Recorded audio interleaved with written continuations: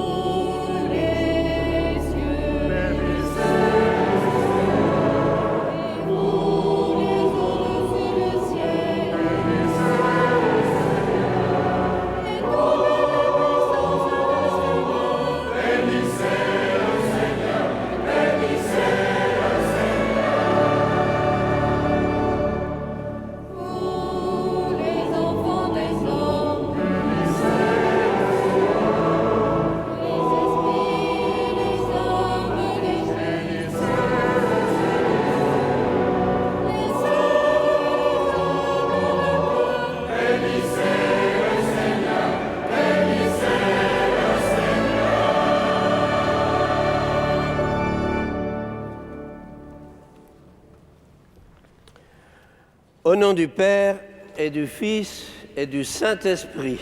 Amen. La paix soit avec vous. Et avec votre esprit. La communauté chrétienne de Mirepoix en Ariège est heureuse de vous souhaiter la bienvenue à vous qui participez ce dimanche à la messe dans cette cathédrale qui est la plus large église de France. Oui, soyez les bienvenus, vous les paroissiens du secteur de Mirepoix et du pays d'Olme. Et vous, vacanciers et touristes qui visitez notre beau pays. Nous adressons une salutation fraternelle à tous les téléspectateurs proches ou lointains qui se joignent à nous. Et à vous, téléspectateurs de la télévision suisse, che vi unite alla nostra preghiera eucaristica in questa cattedrale di San Maurizio, vostro et nostro patrono. Nous nous adressons aussi à vous, chers malades, personnel soignant et personnes âgées qui ne pouvaient plus vous déplacer et qui vous associez à notre prière grâce à la télévision. Soyez tous les bienvenus. Et préparons-nous à célébrer cette Eucharistie en reconnaissant que nous avons tous besoin de l'amour fidèle et miséricordieux de notre Dieu.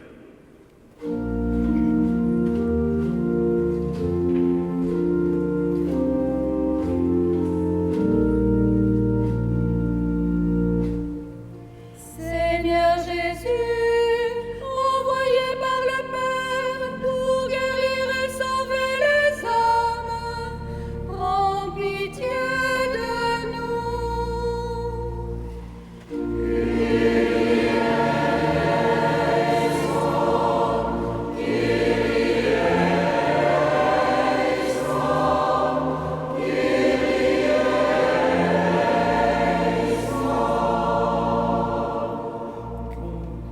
Ô Christ, venez dans le monde, appelez tous les pécheurs, prends pitié de nous.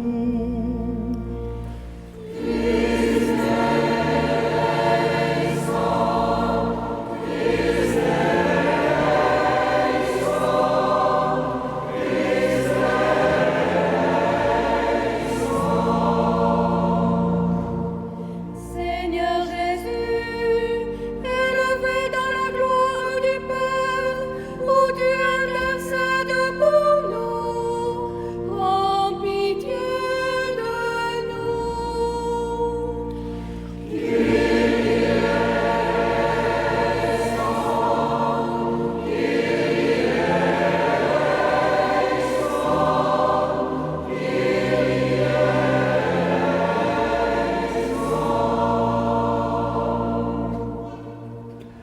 Que Dieu Tout-Puissant nous fasse miséricorde, qu'il nous pardonne tous nos péchés, qu'il nous conduise à la vie éternelle.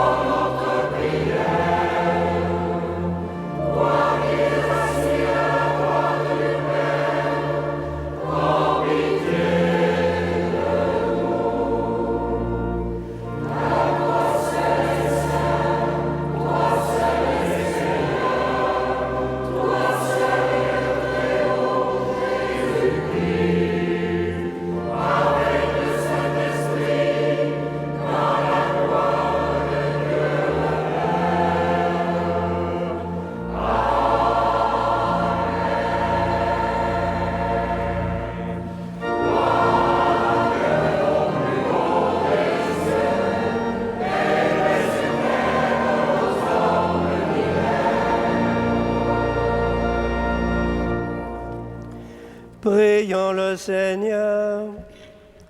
Dieu éternel et tout-puissant, toi que nous pouvons déjà appeler notre Père, fais grandir à nos cœurs l'esprit filial, afin que nous soyons capables d'entrer un jour dans l'héritage qui nous est promis.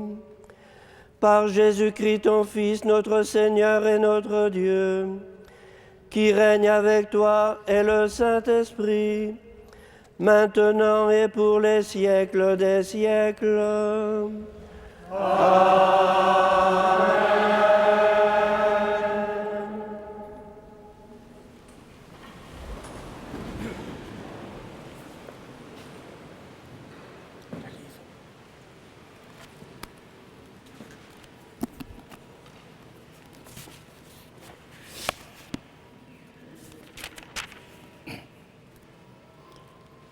Lecture du premier livre des rois. Lorsque le prophète Élie fut arrivé à l'Horeb, la montagne de Dieu, il entra dans une caverne et y passa la nuit. La parole du Seigneur lui fut adressée. « Sors dans la montagne et tiens-toi devant le Seigneur, car il va passer. » À l'approche du Seigneur, il y eut un ouragan, si fort et si violent qu'il fendait les montagnes et brisait les rochers. Mais le Seigneur n'était pas dans l'ouragan. Et après l'ouragan, il y eut un tremblement de terre, mais le Seigneur n'était pas dans le tremblement de terre. Et après le tremblement de terre, un feu, mais le Seigneur n'était pas dans ce feu. Et après ce feu, le murmure d'une brise légère. Aussitôt qu'il l'entendit, Élie se couvrit le visage avec son manteau. Il sortit et se tint à l'entrée de la caverne.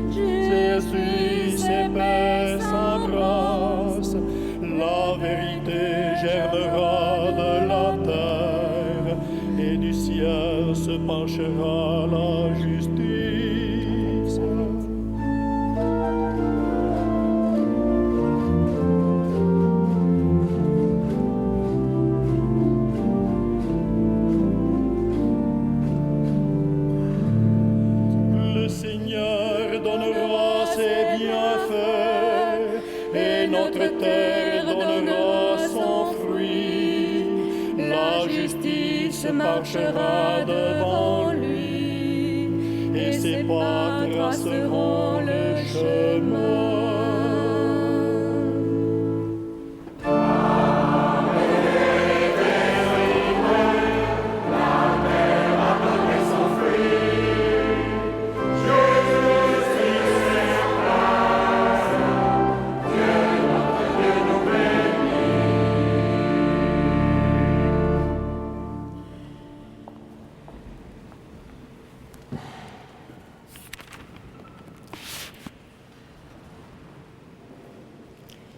Lecture de la lettre de saint Paul, apôtre, aux Romains. Frères, j'affirme ceci dans le Christ, car c'est la vérité, je ne mens pas, et ma conscience m'en rend témoignage dans l'Esprit Saint.